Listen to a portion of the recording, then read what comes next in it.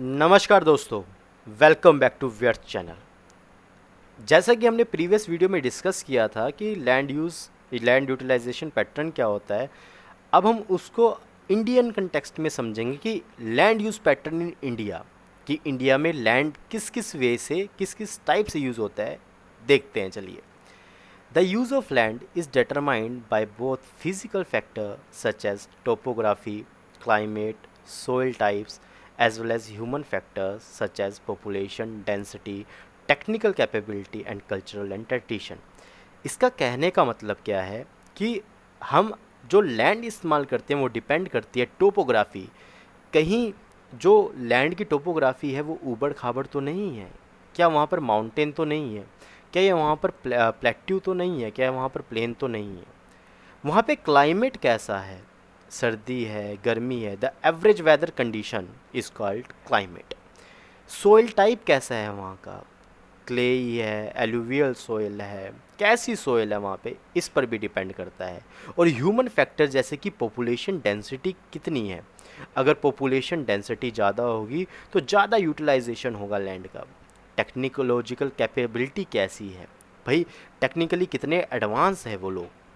Cultural and tradition कैसा है, क्या वो मटेरियलिस्टिक हैं, क्या वो मिनिमलिस्टिक हैं, मतलब कि क्या वो ज़्यादा रिसोर्स को यूज़ करने वाले लोग हैं, जैसे कि यूएसए में क्या वो कम रिसोर्स को इस्तेमाल करने वाले लोग हैं। ठीक है, इस पर भी डिपेंड करता है। अच्छा, एक बारी इसको देख लेते हैं, लैंड यूज़ पैटर्न को 1960 में कैसा था, 2014 एंड 15 में कैसा है। देखो, अगर मैं फॉरेस्ट की बात करूं तो फॉरेस्ट जो है ना वो 1960 में देखो 18% था, 18.11%। अगर मैं 2014 एंड 15 की बात करूं तो वो है 23.3% एंड अप्रोक्सीमेटली बोल सकते हैं हम 24%। इट मीन्स फॉरेस्ट जो है वो इंक्रीज़ हुआ है। इट मीन्स जो गवर्नमेंट है, इट मीन्स जो इंडिया है वो अच्छा कर रहा है कि वो फॉरेस्ट को इंक्रीज़ कर रहा है। अगर हम देखें, ये है अपना नेट सोन एरिया, 45.26% 1960 में था एंड अभी 45.5% नेट सोन एरिया है। इट मीन्स मिनिमल जो है थोड़ा सा इंक्रीज़ हुआ है नेट सोन एरिया।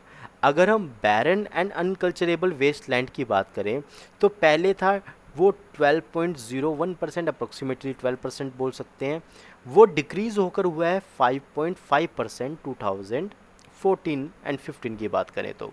एंड उसके बाद area under non agriculture uses तो वो है 4.95% और वो इंक्रीज़ होकर हो गया है कितना, 8.7%। ठीक है, सो हमने मोटा मोटा देख लिया कि देखो कि फॉरेस्ट है वो इंक्रीज़ हो रहा है, नेट सोन एरिया वो इंक्रीज़ हो रहा है, एंड जो बैरन एंड अनकल्चरेबल वेस्ट लैंड है वो डिक्रीज़ हो रहा है, जो कि अच्छी बात है, सिंपल सी बात। And area under non agriculture usage जो है वो इंक्रीज़ हो रहा है, मतलब फैक्ट्रीज़ के अंदर वगैरह जो है एरिया जो है उसका कंजप्शन इंक्रीज़ हो रहा है, मतलब इंडस्ट्रियलाइजेशन इंडिया में हो रहा है।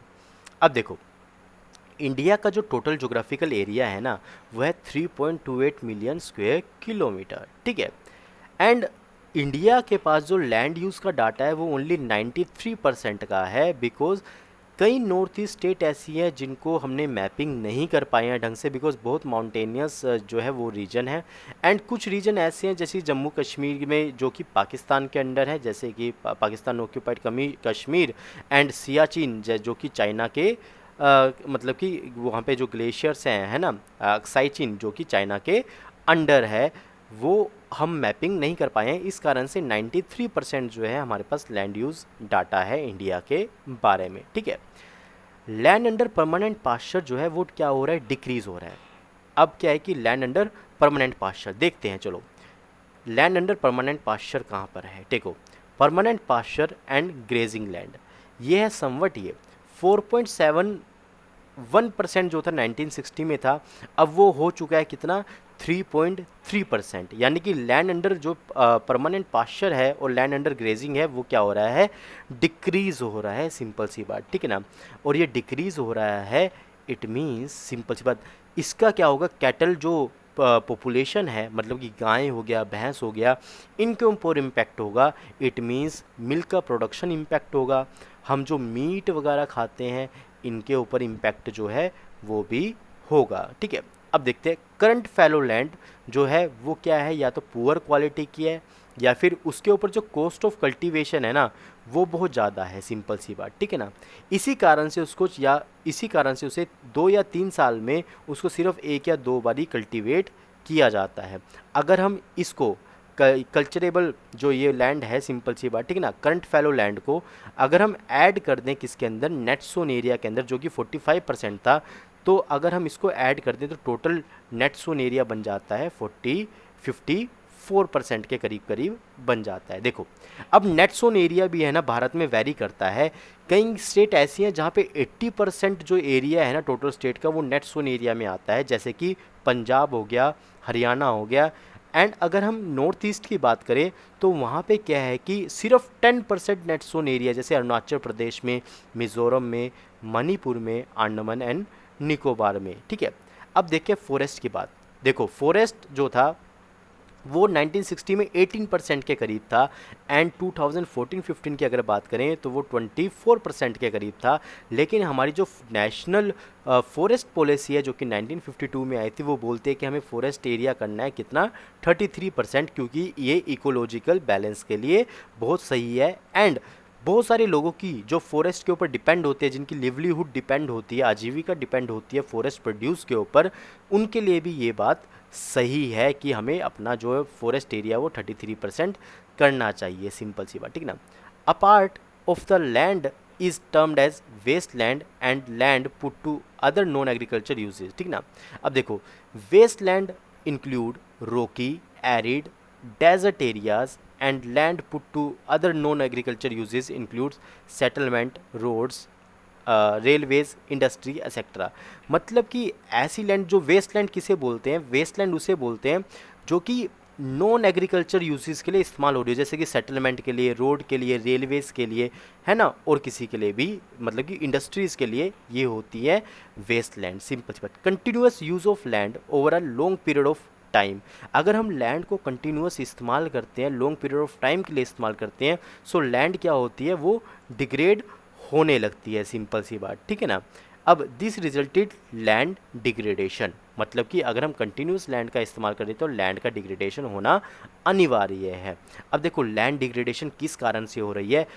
देखो, इंडिया एक डाइवर्स कंट्री है, और डाइवर्स कंट्री में डाइवर्स रीज़न होंगे लैंड के डिग्रेड होने के। मतलब हर स्टेट, मतलब कि कुछ स्टेट में अलग रीज़न होंगे, कुछ स्टेट में अलग रीज़न होंगे। देखते हैं, देखो, लैंड जो है ना हमारा 95% ऑफ बेसिक नीड है उसको पूरा करती है, लाइक फूड, शेल्टर, क्लोथिंग। ठीक है ना, अब डिग्रेडेशन हो रहा है लैंड का, सिंपल सी बात, और ह्यूमन ने इसकी पेस को, इसकी स्पीड को और इंक्रीज़ कर दिया है, और डैमेज कर रहा है वो लैंड को। ठीक है ना, अब रीज़न क्या है, सबसे पहला डिफॉरेस्टेशन।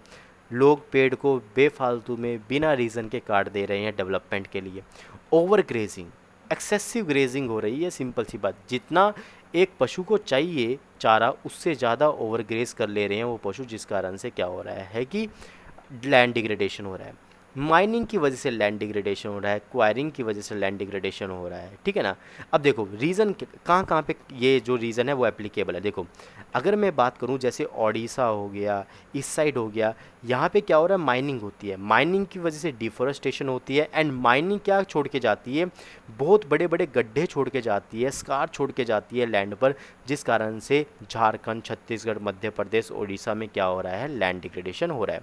अगर मैं राजस्थान, गुजरात, मध्य प्रदेश और महाराष्ट्र की बात करूं तो यहाँ पे ओवर ग्रेजिंग की वजह से क्या हो रही है, लैंड डिग्रेडेशन हो रहा है। अगर मैं पंजाब, हरियाणा, वेस्टर्न उत्तर प्रदेश की बात करूं तो यहाँ पे ज़्यादा पानी देने की वजह से लैंड डिग्रेडेशन हो रहा है, बिकॉज इस कारण से क्या होता है, लैंड के ऊपर वाटर लॉगिंग होती है। वाटर लॉगिंग के कारण क्या होती है, सैलिनिटी इंक्रीज़ होती है, एंड सोइल के अंदर एल्कलिनिटी जो है वो इंक्रीज़ होती है। अगर मैं बात करूं किसकी, ऐसे स्टेट्स जहाँ पे मिनरल प्रोसेसिंग होती है, तो मिनरल प्रोसेसिंग होने के कारण, या फिर सीमेंट इंडस्ट्री होने के कारण, या फिर सोप स्टोन की इंडस्ट्री होने के कारण वहाँ पे डस्ट जनरेट होता है, और ये डस्ट जो है वो कहाँ पे, लैंड के ऊपर बैठ जाता है, जिस कारण से वाटर का इन्फिल्ट्रेशन नहीं हो पाता, जिस कारण से लैंड डिग्रेड होता है।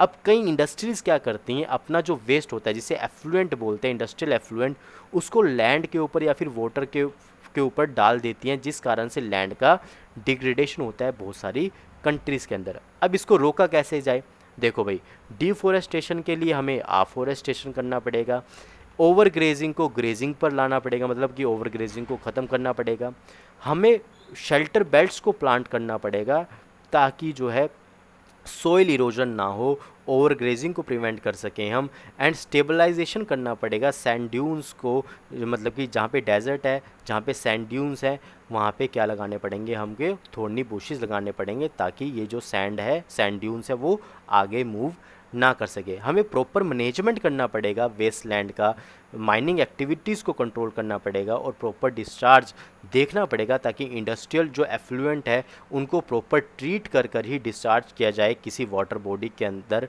या फिर किसी लैंड के ऊपर। इस लेक्चर में बस इतना ही। देखते रहिए we earth. Piyush Thakur signing of.